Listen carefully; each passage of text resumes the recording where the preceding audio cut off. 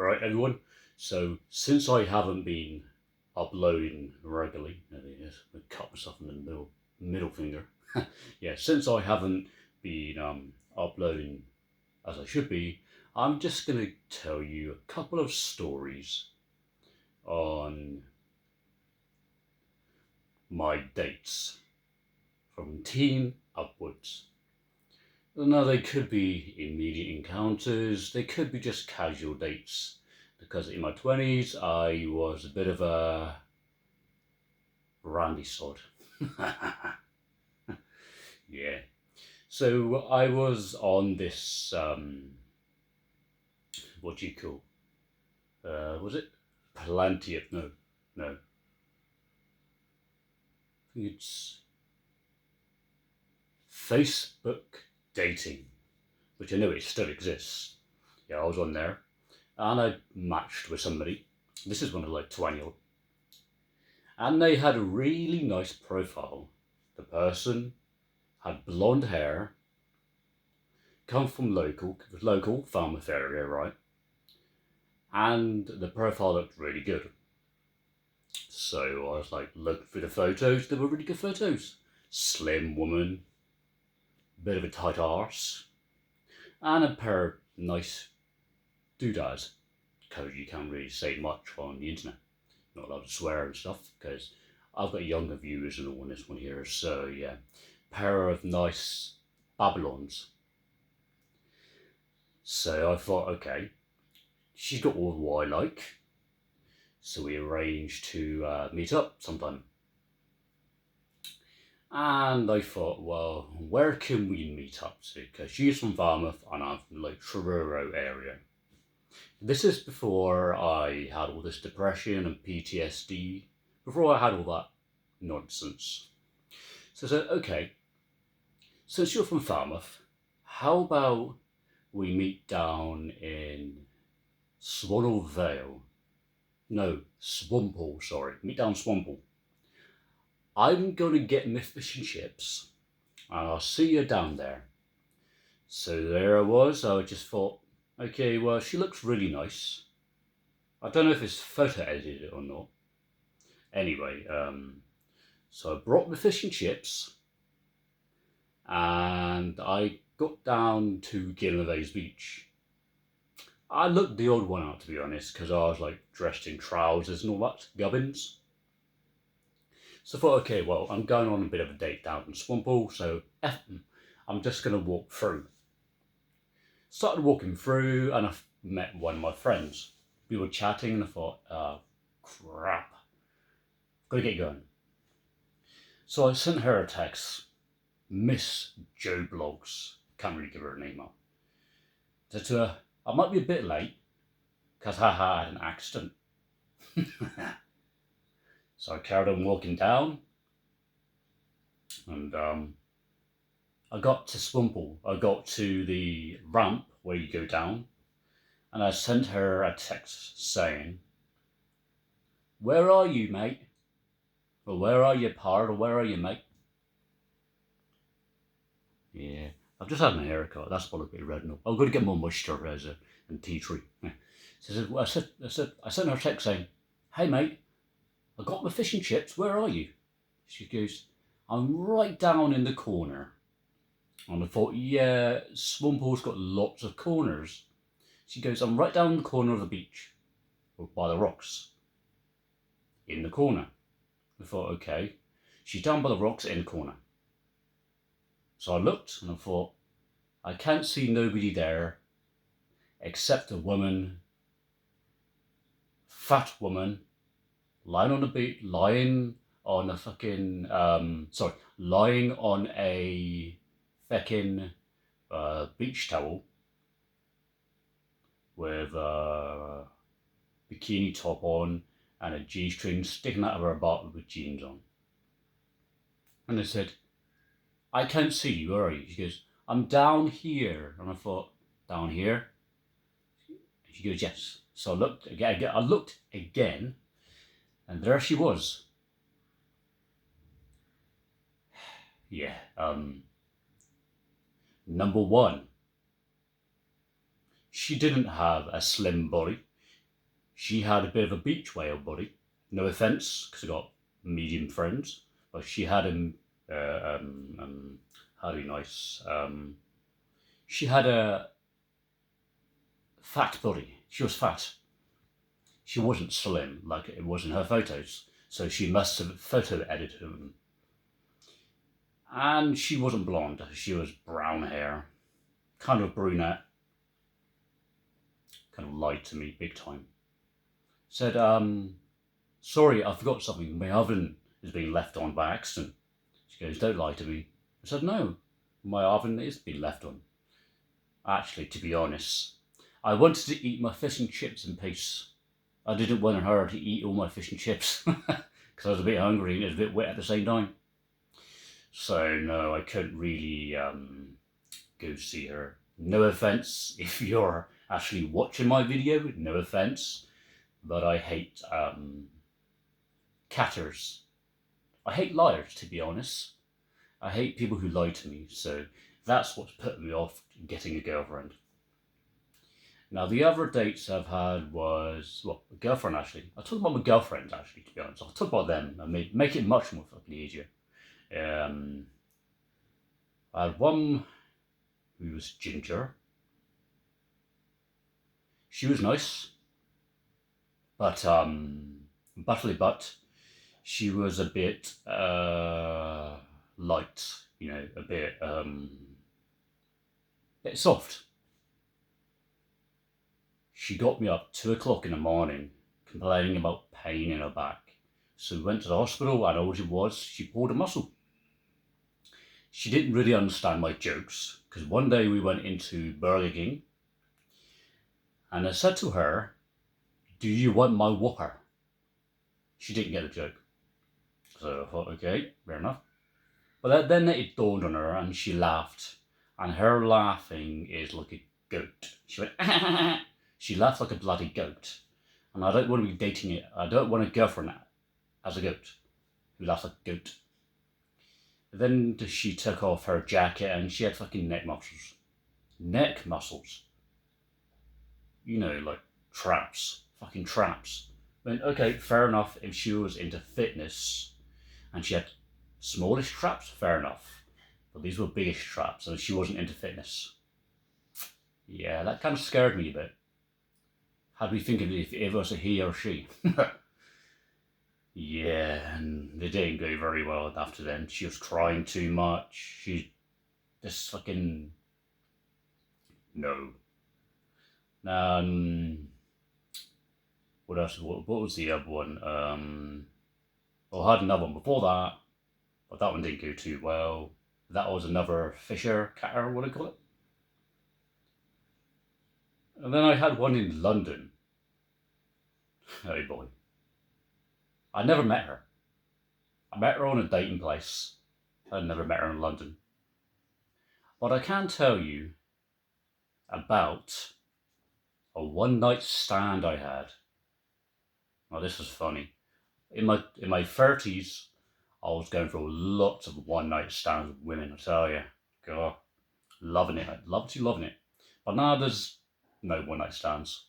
Because if you go on Badoo or Plenty Fish, you have to pay for fucking immediate encounters. So I didn't really bother anymore. Anyway, so this one-night stand, funny it was. A bit weird, but funny, because this lady came down from Birmingham and picked me up. We was going to go to the Premier Inn and have a one-night stand, but unfortunately there was no room in the inn. So we couldn't go in there. She said, okay, we'll drive all the way back to Birmingham, and then we have a one-night stand where I'm living to. So I thought, okay, all the way out bloody Birmingham. Yeah, it was okay. Had a bit of a jump. Then we had a look around Bristol and Dudley. Had a look around there. One day or that evening we went. No, that afternoon after. We went into this called a Grease Cafe. This was in the corner of Dudley, and there's like a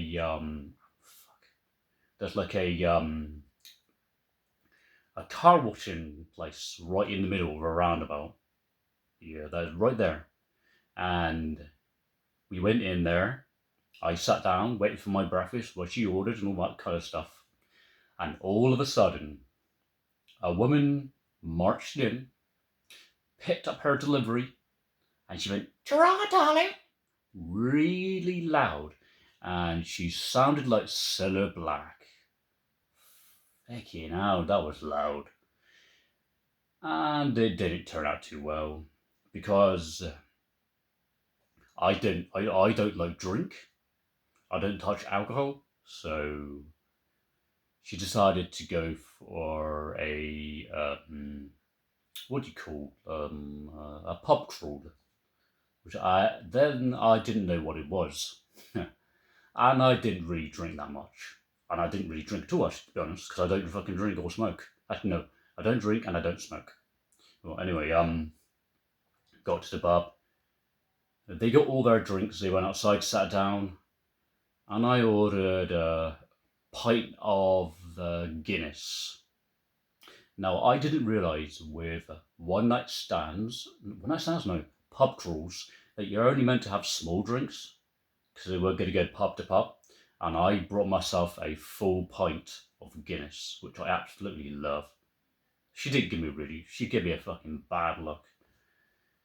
And then at the end of the evening, she goes, "Look, darling, this is not working out, so I'm going to drop you at the train station." She's giving the money, whatever. And I got to the train, got to the what you call, stand where we could get the train down. This was the last train. Got on the train, and there were these people who were like drunk, and they were going to Cornwall. I thought, hey, I'll hang around with these lot.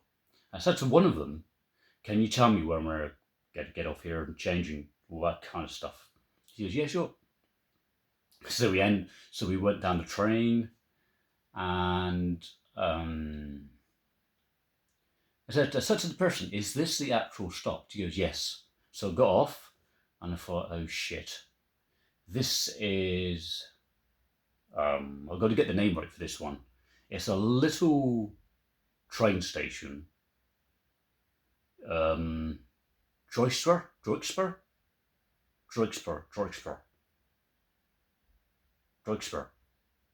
or whatever. I don't know. I don't care to be honest. I'm not going back there again. Because there's nowhere to go if you get stuck. So I got off. I thought, right, this is the wrong train station because they were going back down. And I'm staying right here. So I got to the the telephone, which you press the button, and hopefully, fingers crossed, you get an English person talking to you.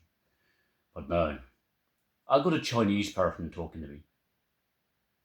I mean, fair enough. I don't mind talking to foreign people. I mean, I've had a foreign takeaway, but I pressed the button and I asked the person, "When's the next train?" And the person goes, "No, you missed the last train." I'm thinking, have I? I didn't understand what the hell he was saying to me. So I said again, "Sorry, but can you repeat what you just said to me?" And she goes, "No, you missed the last train." And I'm thinking, oh shit, I missed the last train. So I thought, okay, so I'm stuck here. There's not really anywhere to go because this train station is in the middle of fucking nowhere. Literally. There's like just a couple of like platforms, 2 platforms, and two like little areas where you can sit down with the train. And on the other side there was a taxi plot. So I went over and I said to him, "Can you find me a somewhere to stay for the night? You know, like a B&B or anything like that?" She goes, "Sorry, mate. The nearest place for that kind of stuff is this hotel called Trade Inn or something like that, and it costs me £160 for the night for a single smoker room." Now that put me off because I'm not a fucking smoker. But then I thought, okay, well that's for the night. £160, a lot of money. But I had a free breakfast, and I held an elephant moth, beautiful moth, big one as well. Hover moth, beautiful moth. And mist went down, and all hell broke loose because I missed I couldn't find my way back home, and then eventually I got back home. I got back home, but I won't tell you how, because I got back home and it wasn't a very good way. But I got back home anyway. What else? Yeah, that's what I can think of, really, to be honest. I mean, I could talk about Truro a bit. I'll talk about a bit Truro, you know. Lemon Key. That's looking shit, isn't it? Lemon Key. Yes. It's not looking right at all, Lemon Key. I mean, they should have left Lemon Key as it was and just put decent seats in there. No fucking trees, because those trees, they're going to break up the actual bottom of the plaza, or the bottom of Lemon Key, because the roots on those ones are pretty strong, and they will actually crack the area they're in, go underneath, and go for the river water, humidity and stuff like that. The seats, they're not very good, because they're multicoloured and they look queer as feck. There is a long seating, and they're not very good either, because they look weird. And they've also taken out the black seats by the start of the tunnel, and they've replaced them with these wooden ones, which look absolutely shite. I don't know what else going to do there, but they've just completely ruined it. The dredging, they've made the dredger was there, right? And they've made a little circular thing, a little dugout, and now they're gone. That's a good bit of dredging. Tiny bit of dredging, and they're gone. Unless they're waiting for a bigger one, but that's what they did.